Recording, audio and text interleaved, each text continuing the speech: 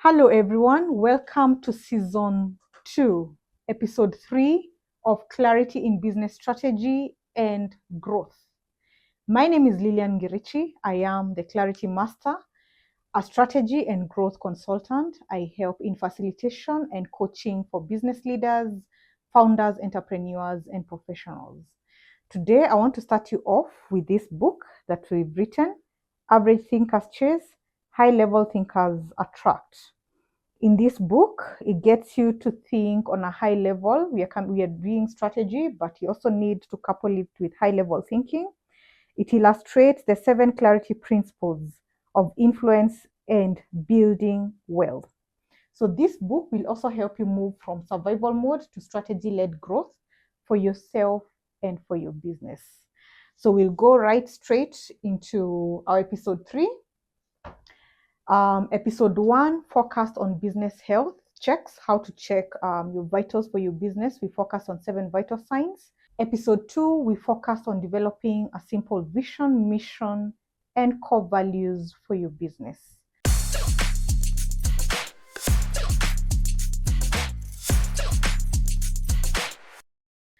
On this episode, I want us to focus on goals. I like using practical examples, and I want to relate this with a football match. How does a team win in a football match? They win because they have scored a goal. They have strategies on how to score that goal because they are playing against or competitors or opponents. So, goals in business sense, they help you stay ahead of competition. Collaboration if there is need be, and partnership if there is need be for you to achieve your goals. I want to give a very simple concept. Depending on the level of the company, where the company is, they can vary. But for a company, or if you've never done a strategy before, I like focusing on 4 key elements of a business. The first one is we start with clients, because with clients you get finances or revenue to run your operation.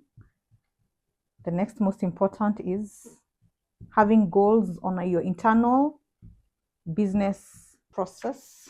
Finally, remember we said in our episode 1, our people are the soul of the company. So people and culture is the soul. So here it's teams. I like combining this with stakeholders, especially for a new company, because you need to have strategies. Your team can also be stakeholders, but I like separating it because stakeholders can be suppliers, government, financial institutions, and all that, stakeholders.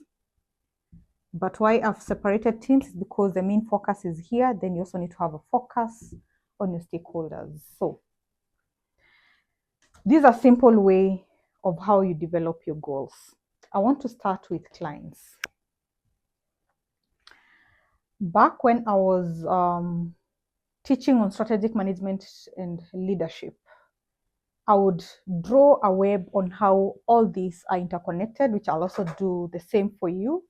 Remember, we are starting with simple goals if you don't have any strategic plan for your business. So why did I start with clients? I keep saying that any business, once you understand your why and purpose, you'll be able to know who your target clients and market is. So goal 1 on clients, key focus. You need to, first of all, understand your target market, stroke clients. 2, products, stroke services you're offering to the clients. I like focusing on these 2 elements. So once you have a goal, the next thing you need to do, we've developed 4 goals, is to have strategies, stroke tasks. But before I go there, let's develop a simple goal for clients. This is how I'll do it. Once you understand your target market and your product service offering, one simple goal, a common goal under these clients could be as simple as to have a percentage share market of your service and product service in the industry. So let's develop a goal for this particular pillar, our clients. So a simple goal for the year, I actually advise new companies to have just a 3 years strategy plan. Why? Because a business has different phases. The first year will be more of preparation. Second year will be more of implementation. Third year, you'll be seeing results. I'm not saying you have to wait for the third year, because anytime you have a strategy plan, from the 6th to the 9th month, you need to be able to see a change for your business. So under clients, target, we are having a goal. We are targeting 500 clients. You can have that year one. Then this is the overall goal, but with a maybe 10% increase every year. So that would mean the base is what you've been achieving first, then goal for year one, which is 500 clients, then with a 10% increase, that would be 500 times 1.1, which would be about 510. We can do the calculation. So this is the overall goal. I've just given one. However, you need to develop strategies and tasks for you to achieve 500 clients per year with a 10% growth every year for the next 3 years. What do you need to do? So this is the part I say you put in your marketing strategies, you put in your sales funnels very clearly. Those are strategies. So how do we market to these 500 clients? How do we get these 500 clients? Are we going to have a budget on digital marketing? Are we going to do roadshows? Are we going to have influencers in our business? So that goes into the strategies and tactics for you to achieve these clients. Second, from these clients, you are able to do a financial projection. So I've just given a client, assuming you're getting, let's say, 10,000 shillings per client. That would be in a year, you're getting 500 times 10,000. That would be roughly 10,000 times 500. That is 500,000, right? So you're targeting 500,000 in a year. So remember, I'm not telling you to do 500,000 in a year. It's just an example. It's an easier example.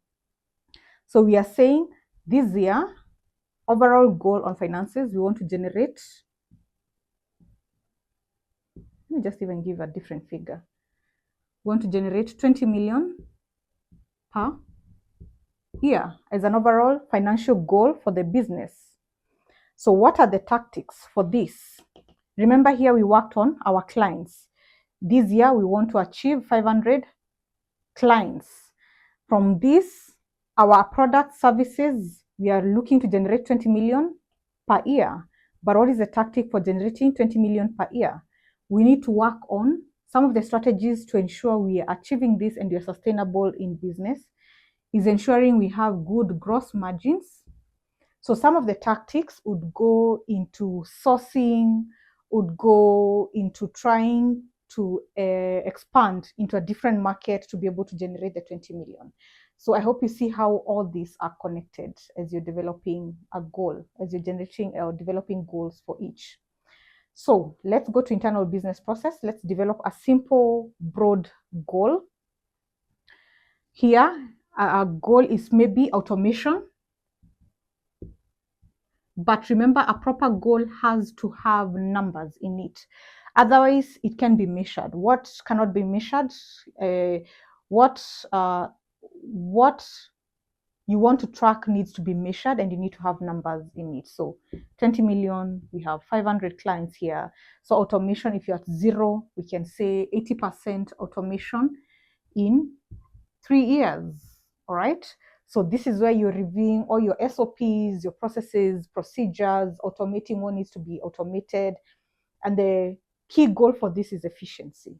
So we are talking of teams. The overall goal for teams is maybe, let's say you want to achieve 80% employee, or 80% is too low, maybe 95% employee retention. Remember, you spend a lot of money with your teams on training. So it needs to be really high, 95% employee retention rate. But what are the tactics for you to retain your teams? Some of the tactics go into training, capacity building, recruitment. Those are some of the tactics. So when you look at all these goals, each has something that is measurable. 500 clients, year one, with a 10% increase for the next 3 years. Finances generate 20 million per year, but tactics for them is either improve on product service offering, proper debt management. For this is strategies on how to improve your cash flows, collections and all that.